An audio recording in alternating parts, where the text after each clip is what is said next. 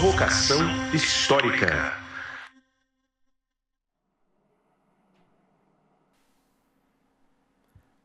Olá, olá, olê, olê, olê, olá. Está começando mais um Provocação Histórica ao vivo pelos canais do Instituto Conhecimento Liberta.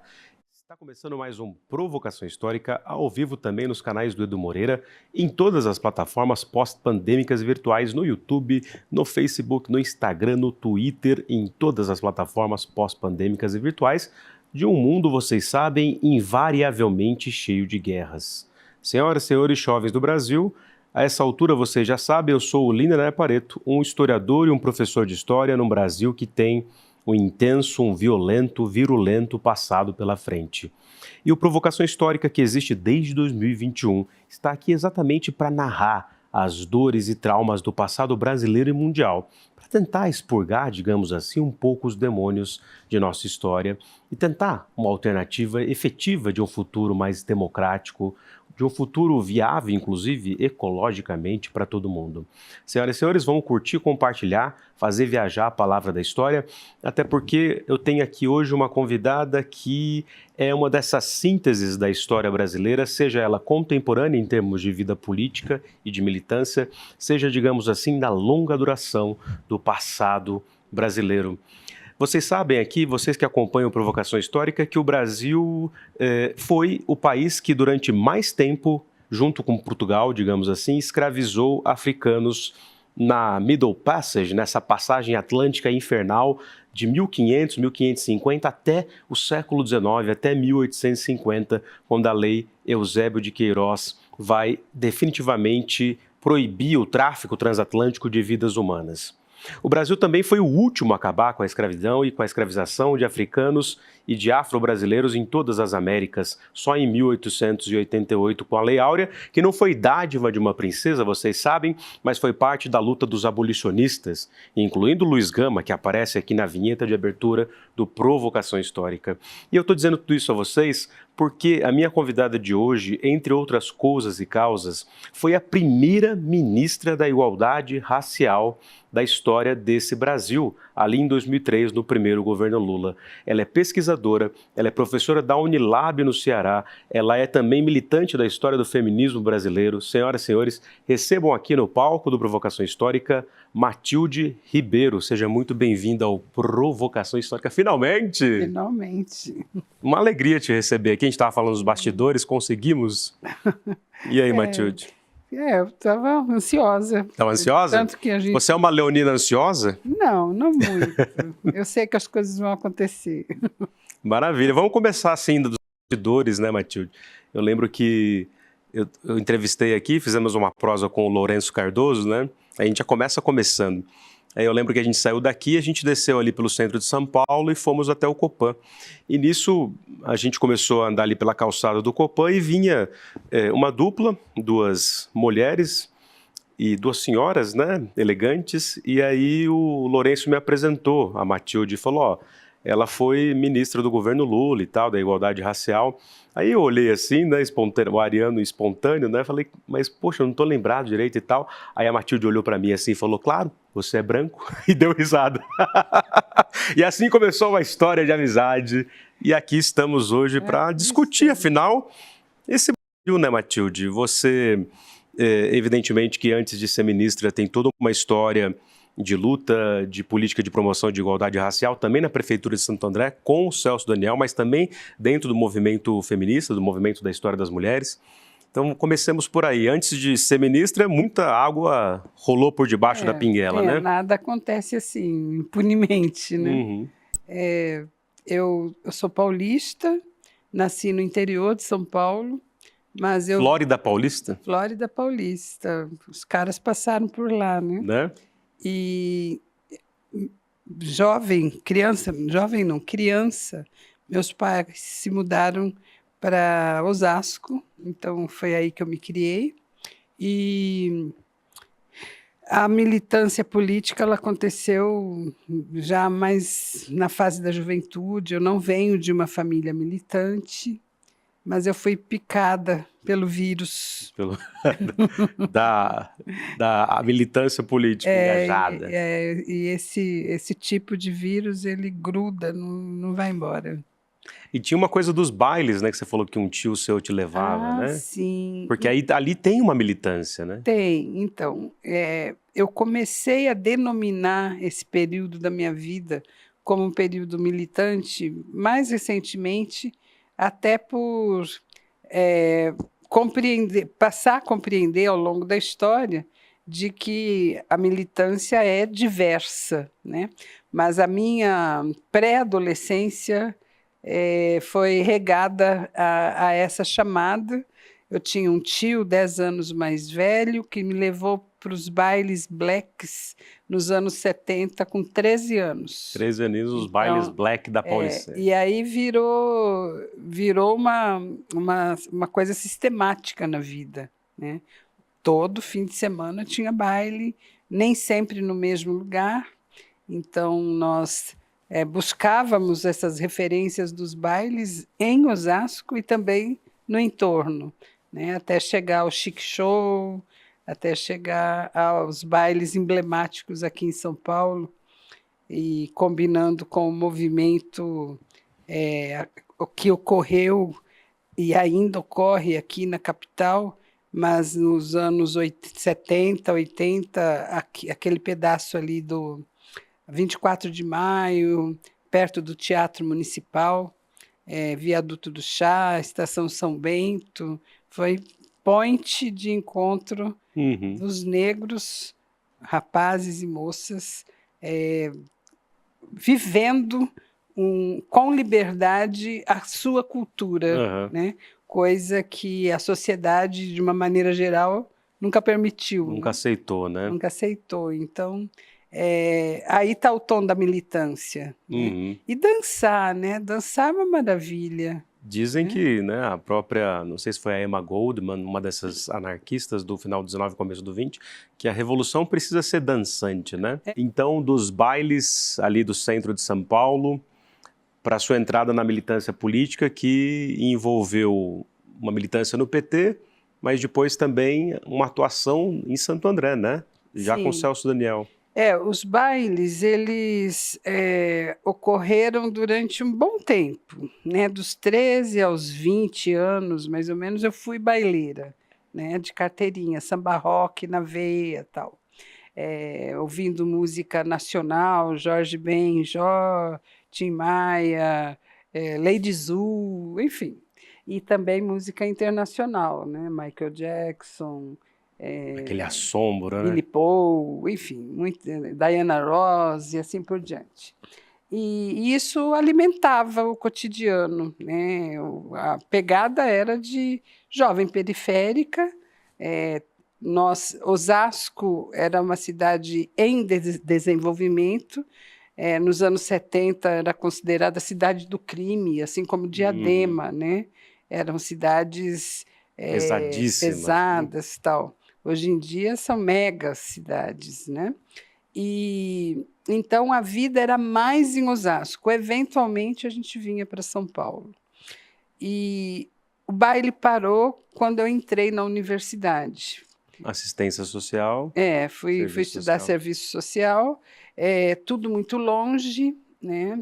Então eu morava em Osasco, trabalhava ali pela região do Bom Retiro e estudava na PUC em Perdizes. Então era um grande trajeto diário, semanal.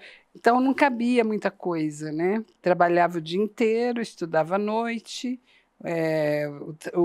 A forma de transporte era trem, trem e ônibus, tudo trem lá lotado. De Osasco, Presidente Altino, na FEPASA. Eu peguei muito para ir de Santo André até a USP, eu pegava várias linhas até chegar lá em Presidente Altino. Então, e com isso não cabia muita coisa. Aí, conforme foi avançando o estudo na PUC, aí começa o estágio, que aí invade o fim de semana. Né? Então, era tudo muito puxado. Eu nunca deixei de gostar de baile, nunca deixei de gostar da dança, mas foi se tornando eventual, sendo que quando estudante da PUC, era de lei Sexta-feira a gente reunia a galera e ia dançar no Paulistano da Glória. No Paulistano da Que Glória? fica na Liberdade. Uhum. Ficava, né? Não deve existir mais. Também não...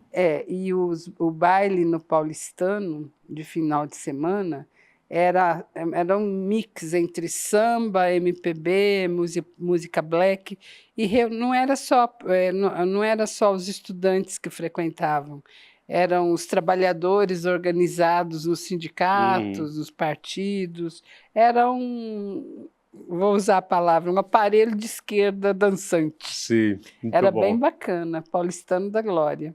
Então, eu fui dessas, né? Sexta-feira, eu não voltava para casa, não dormia em casa. Já avisava, né? Já avisava, chegava em casa no sábado de manhã, ou então já ia direto para o estágio, porque quando você é jovem é possível. Não, né? Muitas vezes eu não fiz isso. Sempre ficava meio estragadinho, né? Mas, nossa senhora, virava, né? Tinha resistência. Hoje não dá mais. Enfim, hoje está na lembrança e de vez em quando umas escapadelas para ouvir música, para ver show, mas não mais aquela frequência da juventude. Certo. E quando entro na PUC, então, desperta o bichinho militante, né? Os anos 80 no Brasil foram anos de efervescência de militância de esquerda, né? O final do bipartidarismo, então surgem partidos diversos, o incremento do sindicalismo, a luta contra a ditadura militar, a volta dos que foram expurgados pela ditadura. Então, tudo isso tinha ressonância em vários dos lugares, mas nas universidades em especial, né? E a PUC, embora situada num bairro de classe média, né, uma universidade cara, mas foi e é, até hoje, eu acho que hoje menos, mas lá nos anos 80, 90, foi um celeiro de luta, né? A PUC foi invadida pelos militares em 79. Quando eu cheguei, isso já tinha acontecido. Mas o chamamento do movimento estudantil e também dos movimentos de esquerda por dentro dos corredores da PUC era muito intenso. Isso é muito interessante. Tinha um núcleo duro ali de militância que a igreja, em partes, permitia, né? Tinha o movimento eclesial de base, né, muito forte, e o surgimento do PT, o surgimento da CUT, a retomada do movimento estudantil. Então, tudo isso era muita novidade para a minha vida, né? Mas era uma novidade gostosa, eu queria estar naquelas coisas, mas eu não podia, porque eu sabia quanto custava. Sim, né? Então, eu fui do tipo que entrei em sala de aula. Eu fui bem CDF. Sim. Você não se deixava levar só pela, entre aspas, pela militância. Não, eu não fui uma militante estudantil assídua. Eu participava de coisas, eventualmente. Participei de invasão de reitoria, na luta por mensalidades mais baixas, por melhor condição de ensino. Então, tudo isso foram pílulas, né? Que depois foram se tornando mais efetivas na vida. E aí, quando eu terminei a graduação, isso faz tempo. Ela é jovem, ela é leonina, acabou de fazer aniversário. Hoje eu tenho 64 anos, eu terminei a graduação com 23. Né? Quando eu terminei a graduação, eu já com esse espírito militante, eu fui fazendo opções. Né? Por exemplo, eu tinha a chance de me tornar uma assistente social de empresa, porque eu trabalhava numa empresa, eu entrei nessa empresa antes de entrar na universidade, que é a CET, a Companhia de Engenharia de Tráfego, em São Paulo. Então, eu entrei como recepcionista, mas lá na frente, quando eu já estava para terminar a faculdade, eu fui para o setor de benefícios, onde estava o serviço social. Então, poderia ter caminhado por aí, mas não, eu estava muito, muito obstinada, muito convencida de que tinha que ocupar ruas e tinha que ir para a militância nos cantões, né? Trabalhar com a classe trabalhadora, onde ela mora, onde ela morava, onde ela vivia, e a empresa não me atraía, o mundo empresarial não me atraía. Então, fiz essa opção. Interessante é que, no final da universidade, eu mudei de Osasco para São Paulo. Fui morar em República, fui viver outra situação, uma vez que a minha família voltou para o interior. Mas eu terminei a universidade e fui trabalhar em Osasco. Então, foi uma redescoberta da cidade, né? Aí já com um olhar mais profissional, mais político, mais voltado à construção das políticas públicas. E foi assim que as coisas foram se dando, acontecendo. Sem muito planejamento, né? Mas uma coisa conectada com outra. Sim. A gente mais velho, a gente começa a conectar os pontos numa narrativa a posteriori, né? Mas nada é tão simples assim ou tão preto no branco quando você está construindo a trajetória, né? Não. Muita coisa te traz para cá, te leva para lá. Mas eu que nasci em Santo André e sou filho da classe trabalhadora do ABC, muito para você chegar naquilo que é o que nos interessa aqui diretamente, foi a construção da Secretaria de Promoção, né, de Igualdade Racial, que é a primeira ministra da história do Brasil, a Matilde Ribeiro, que aqui está, e eu tive a alegria e tenho a alegria de conhecer, que promoveu num governo brasileiro a igualdade racial como política de Estado dentro de um ministério, né? Mas antes disso, você passa ali com o Celso Daniel, né? Cheguei na sua cidade. Eu trabalhei nos anos 90, uns quase 10 anos, numa ONG que é presente na malha nacional e internacional hoje, que é a SOF, Sempre Viva Organização Feminista. Hoje a SOF é uma das instituições coordenadoras da Marcha Mundial de Mulheres, que é uma vertente do movimento feminista em âmbito internacional.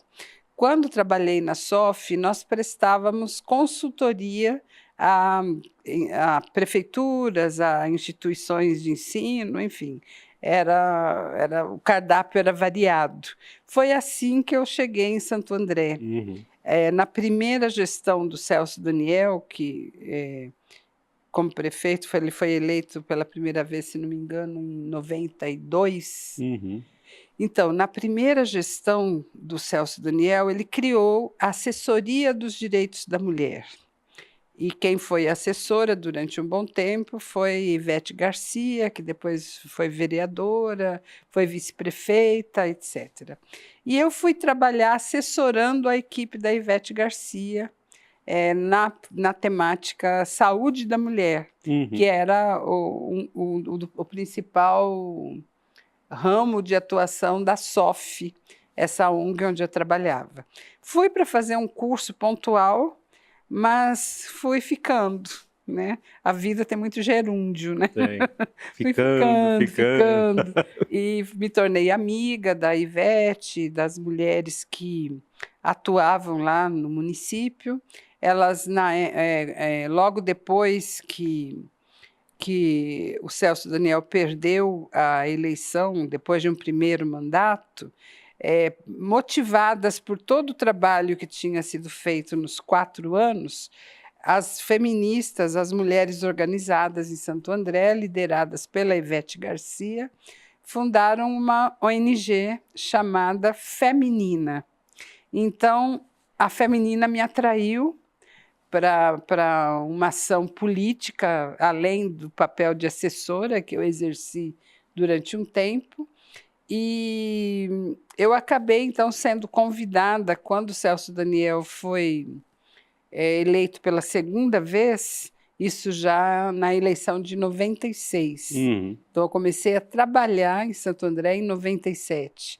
A Ivete se elegeu vereadora e me convidou para ser assessora dos direitos da mulher, exerci esse papel por uns 7 anos. Caramba. Foi aí que eu tive a minha primeira experiência de gestão pública, né? E muito bem situada, considerando o papel importante que o Celso Daniel, como prefeito, tinha não só para o ABC, em São Paulo, mas também para o Brasil, né? Ele, Uma projeção nacional. se não tivesse morrido, certamente ele teria sido um dos ministros Do Lula, né? do governo Lula, que se elegeu em 2002, no mesmo ano que o Celso foi assassinado. Que fizeram aquele forfé, né? A direita tentou atribuir ao PT, lembra? Isso. Foi o Lula que mandou matar.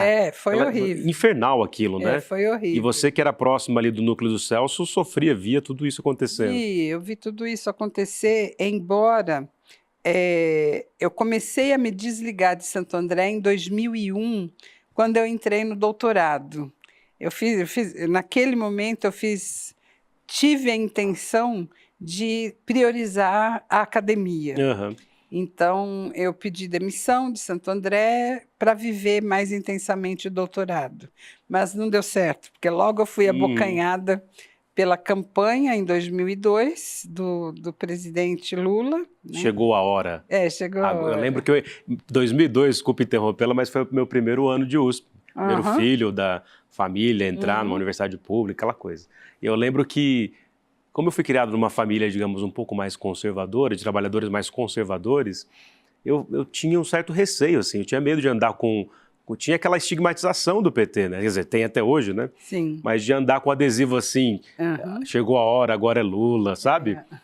E aí eu lembro que eu colei timidamente o adesivo na minha mochila, andava assim, mas andava desconfiado, porque eu sabia que havia um ódio profundo. Depois a gente viu crescer de novo, depois com o bolsonarismo, Brasil, né? Decente, Lula presidente, uma coisa assim. Então, aí em 2002, por negociações internas no PT, para montar a equipe que iria elaborar o programa de governo, liderado pelo Celso Daniel. Ele que era o articulador. Ele que seria o coordenador dessa parte da campanha. Ele chegou a fazer uma reunião e depois foi assassinado. Então, eu sei que eu acabei sendo indicada por setores do movimento negro e também pela Secretaria Nacional de Combate ao Racismo do PT para exercer o papel de ser o ponto focal deste agrupamento dentro da coordenação do programa de governo, né? Aí foi o start para o que veio a ser depois que Lula foi eleito. Passamos pela primeira experiência do governo de transição, que o primeiro não teve toda essa onda que teve agora, em 2022. Agora foi todo midiático. Secado, né? Todo midiático, todo mundo queria estar lá, coisa e tal. Não. Ainda mais depois, né, do governo Bolsonaro. Em 2002 foi uma coisa que foi acontecendo, ninguém sabia direito o que era. Que era uma transição democrática. Foi a transição do governo Fernando Henrique para o governo Lula. O grupo de transição foi formado a partir de um decreto assinado pelo Fernando Henrique em dezembro de 2002 e começou a funcionar, então, esse grupo eram 51 pessoas, representando 51 do Lula, 51 do Fernando Henrique. Aí nós nos juntávamos para ir buscar dentro das estruturas do governo federal quais as políticas que estavam em curso, as políticas públicas, para poder fazer uma avaliação e fazer indicações de por onde o Lula deveria pôr fogo no parque. Fogo no parquinho, né? Onde tem ali o abismo. Exato. Então, e eu fiz esse papel a partir da busca das informações sobre ações afirmativas, políticas de igualdade racial, direitos humanos, tal. Então, isso foi o caldo para depois criar a Secretaria Nacional, a Secretaria Especial de Políticas de Promoção da Igualdade Racial e passar a ser ministra de uma forma que ninguém sabia direito o que era como ser que era, isso, né? Mas enfim, aconteceu e já se passaram 20 anos. 20 anos.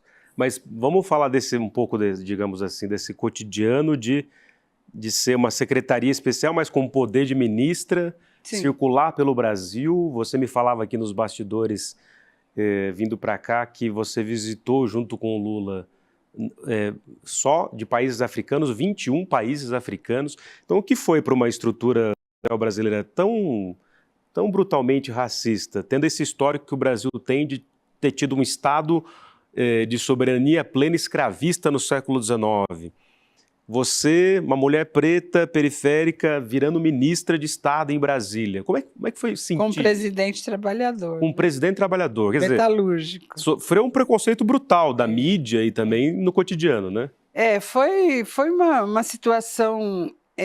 ela ao mesmo tempo que era esperada, porque se fez campanhas, né? O Lula foi 4 vezes às urnas até se eleger em 2002, né? Eu, particularmente, fiz parte de todo esse processo, porque, como eu falei, desde 83 fui me tornando cada vez mais militante, cada vez mais envolvida com a organização, não só do movimento negro e do movimento feminista, mas a organização social do Brasil. Trabalhei muito tempo com o movimento de saúde da Zona Leste, em São Paulo, a partir da SOF. Depois trabalhei no Instituto Cajamar, uma instituição que existiu por 10 anos, que era comandada pelo PT e pela CUT, formação política para trabalhadores e trabalhadoras, né? No caso, eu fazia esse link, e trabalhadoras, e trabalhadoras negras, né? E trabalhadores negros. Então, existiu todo um processo anterior. Eu sempre fui uma militante muito integrada às estruturas do PT e do movimento social, mas eu nunca fui dirigente partidária, né? O meu negócio, durante muito tempo, foi amassar muito barro aí pelas periferias de São Paulo e do Brasil com a formação política. Essa era a minha cachaça, né? E, então, quando, nesta campanha que o Lula se elegeu, foi o momento que, ao longo desses anos todos, a época tinha 20 e poucos anos de PT, movimento negro sempre existiu, né? Abdias do Nascimento, um grande pensador brasileiro, tinha uma frase de efeito que vale para os nossos dias, que ele dizia o seguinte, que desde que o primeiro africano, a primeira africana foram capturados nos seus países e chegaram aqui no Brasil na condição de seres humanos escravizados, existe a luta pela justiça, pela liberdade, pelos direitos. Então, dá para dizer, sem medo de errar, que o movimento negro é um dos movimentos mais antigos do Brasil, né? E então, nessa junção entre todas essas energias, um auge de conquista política do movimento negro, do ponto de vista da relação com o Estado, de trazer para dentro do aparato do Estado as demandas e as proposições históricas, foi em 1988, com a criação da Fundação Cultural Palmares. Né? 1988 comemorou-se, aí vamos colocar entre aspas, no Brasil, 100 anos da abolição. E o movimento negro levantou a lebre, né, questionando que abolição foi essa. Né? Comemoramos, sim, a liberdade, mas a abolição foi inacabada. Né? Essa era a fala do movimento negro lá em 1988. E está vinculado à ascensão também da reivindicação do 20 de novembro Dia por nacional, Zumbi, né? Dia Nacional da Consciência Negra, Zumbi, herói nacional, que passou a ser em 1996. Então, tem toda uma linha do tempo aí, né, para a gente falando sobre as conquistas. Mas, durante muito tempo, a Fundação Cultural Palmares foi o único ente governamental federal com a preocupação específica da questão racial. Porém, reduzido, era fomento à cultura. E a vida não se resume à cultura. Né? A população negra é a maior desempregada, é a que passa mais debilidades no sentido de acessos e direitos, a mais vulnerabilizada. Então, a cultura, por mais importante que seja, ela era um canal que não tinha ressonância para o todo do que é a luta histórica. Então, a partir da criação da Fundação Cultural Palmares, na época o governo era José Sarney, né? Considerando toda aquela onda das diretas já, Tancredo, não sei o quê, resultou no Sarney, depois da morte de Tancredo. Então, não foi uma negociação fácil. Isso eu conheço de literatura, porque eu estava chegando, né? Eu não estava ainda no centro nervoso das negociações. Mas, durante muito tempo, a Palmares foi o único ente, considerando que, depois disso, em 95, ocorreu aqui no Brasil a Marcha Nacional Zumbi dos Palmares, pela vida e pela cidadania. O produto dessa marcha, na negociação com o Estado, né, a negociação com o presidente da época, que era o Fernando Henrique Cardoso, resultou na criação de um grupo de trabalho, chamado Grupo de Trabalho Interministerial, que trouxe para dentro representantes do movimento negro, né? Hélio Santos, Sueli Carneiro, Benedita da Silva, esses eram os nomes potentes naquela época. Édio Silva Júnior, enfim. E este grupo de trabalho interministerial, de 95 em diante, cutucou um tanto o governo Fernando Henrique e começam algumas ações voltadas às outras áreas de governo. E resulta, então, que no final do governo Fernando Henrique, de 2001 para 2002, instalam-se alguns programas de ações afirmativas. Bolsa para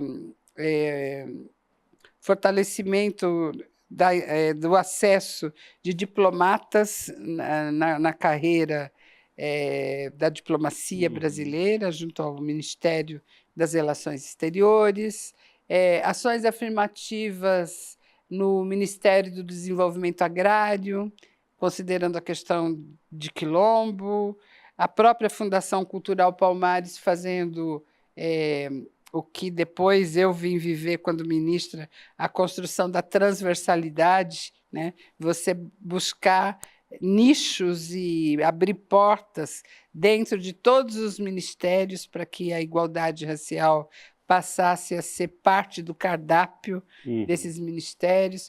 Então, havia, em 2001, 2002, já alguns sinais. Certo. E aí a porta se escancara um pouco mais a partir do momento que o Brasil se engaja de maneira muito firme na realização da Conferência Mundial contra o Racismo, a discriminação racial, a xenofobia e as intolerâncias correlatas, conhecida como Conferência de Durban, porque aconteceu na África do Sul, na cidade de Durban.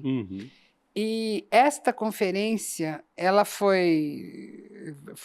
teve muitos conflitos, é conhecida como a Conferência Inacabada, porque no final dela há um rompimento político, Estados Unidos e Israel rompem com a estrutura da conferência, considerando as questões que estão colocadas na nossa pauta ainda agora, a questão da Palestina, a faixa de Gaza e etc. Eles racham com o resto do mundo ali? Racham com o resto ali e saem da conferência.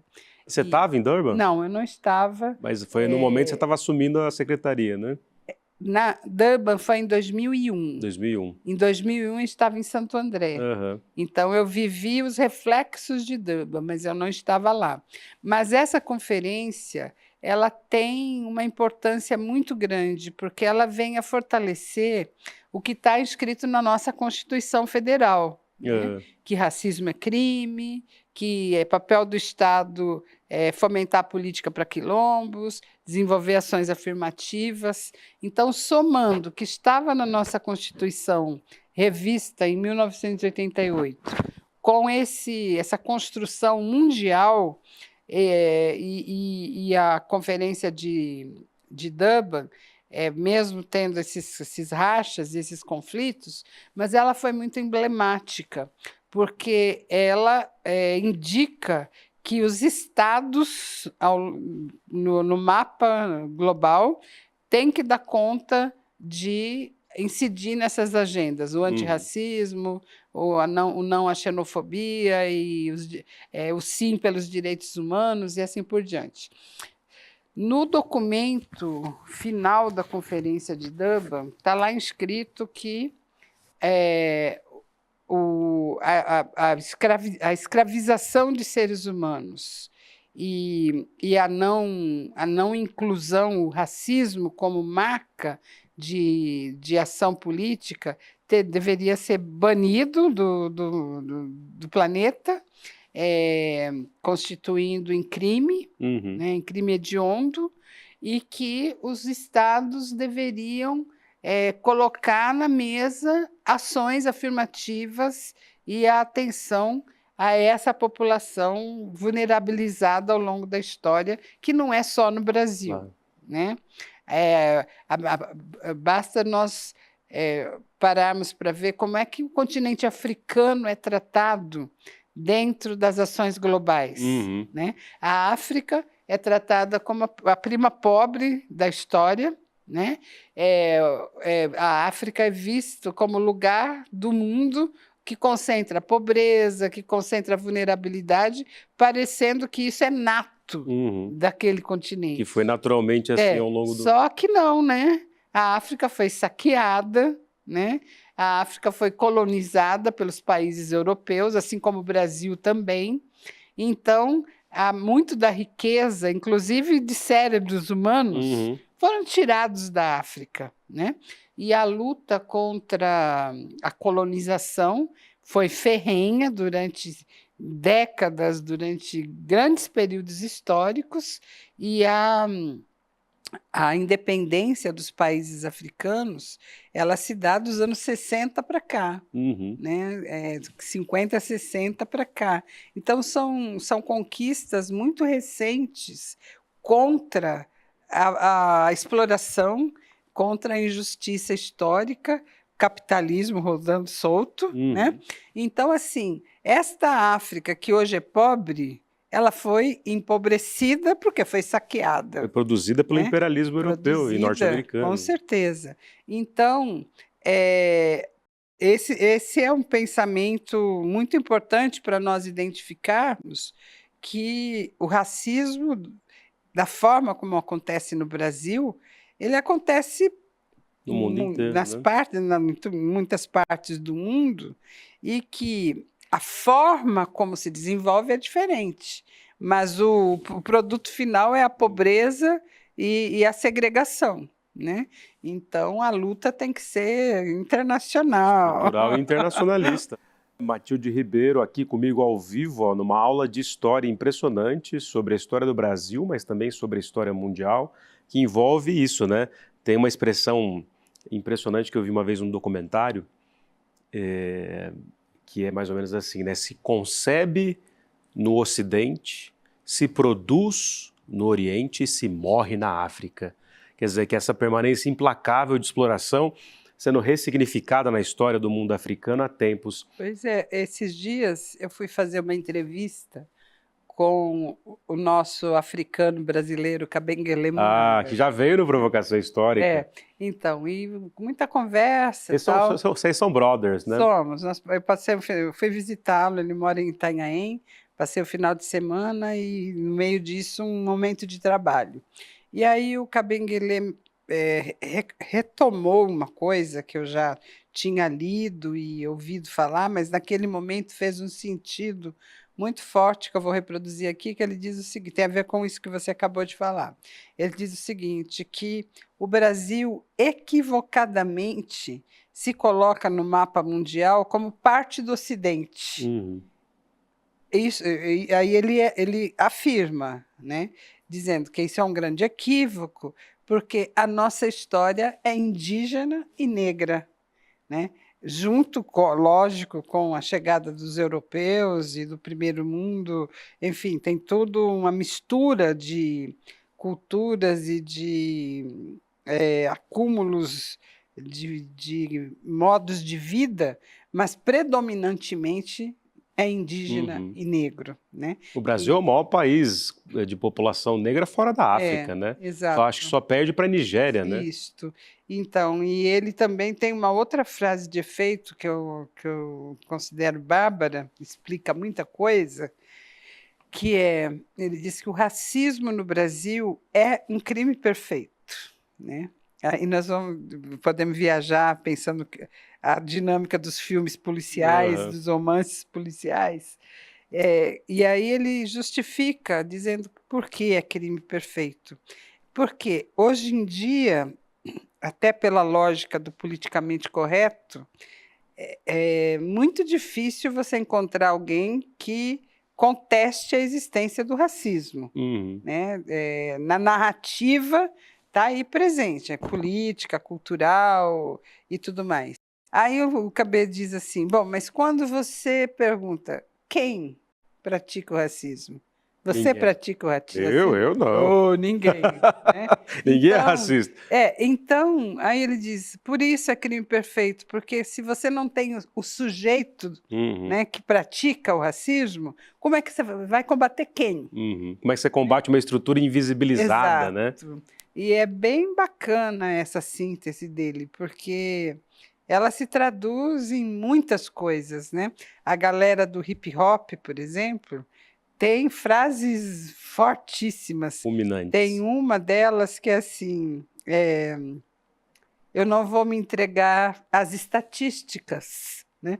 Aí dá para a gente puxar uma boa reflexão sobre isso, né? Os jovens negros, os que mais morrem nos Uma cantões, chacina. a história da bala perdida, né? Que a bala é achada para É a bala caramba, com a mira mais precisa da história, não né? tem nada de perdido. Então, assim, os números são de morte, De né? guerra. Então, e aí vem o hip hop e diz, bom, isso não tem a ver comigo, eu vou reagir a isso, né? Enfim, a vida é de reação. E a CEPIR, então, né, você falou da secretaria, vamos fixar na sigla, foi CEPIR, né?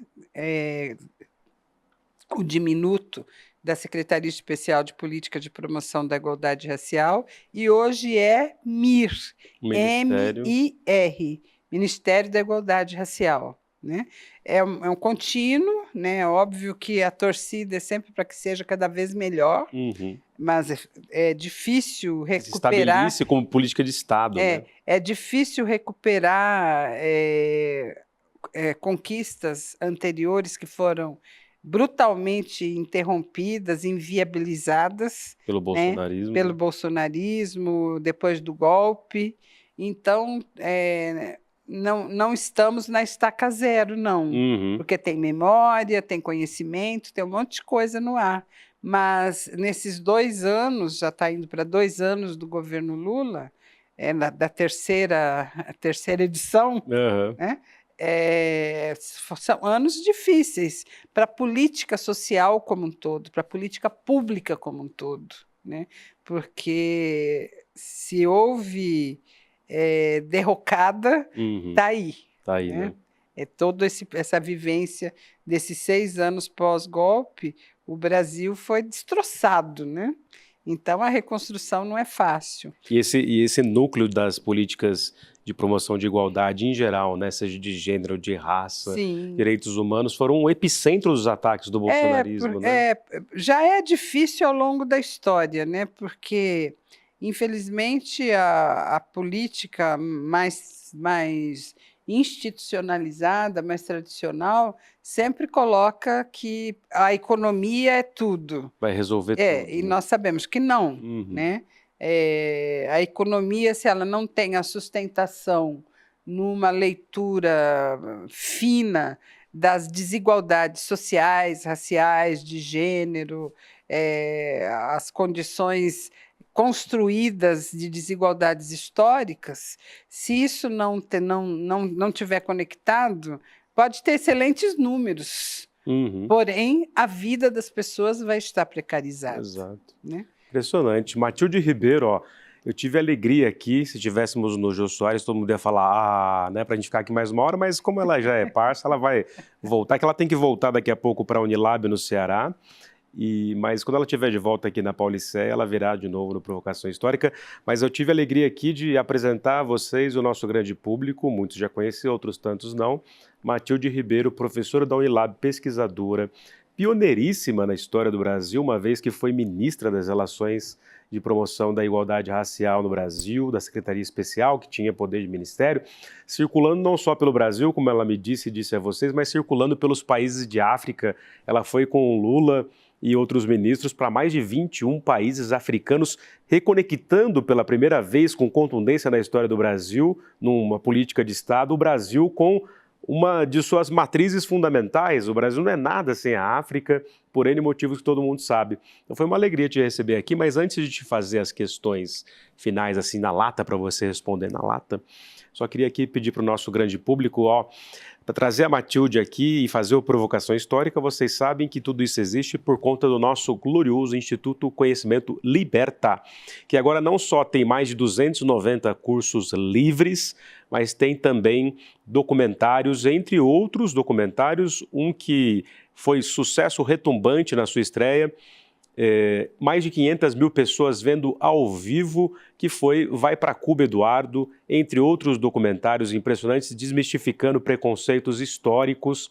Tem documentário sobre o golpe de 64, tem documentário sobre a Marielle Franco, tem documentário sobre Maria da Penha, ou seja, conheçam os cursos livres, documentários do Instituto Conhecimento Liberta. Vocês é quem promovem essa causa e podem aqui auxiliar na vinda de pessoas impressionantes com a trajetória que tem, por exemplo, a nossa aqui ex-ministra, sempre ministra, Matilde Ribeiro.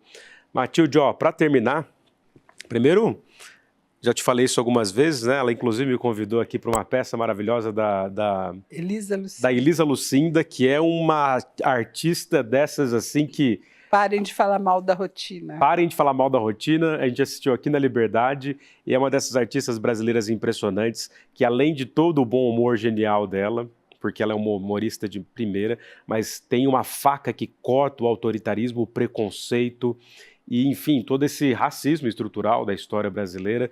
Fiquei ali encantado vendo a Lucinda. E a Matilde, eu estava lá, ela foi homenageada, ela foi até o palco e ganhou flores da Lucinda.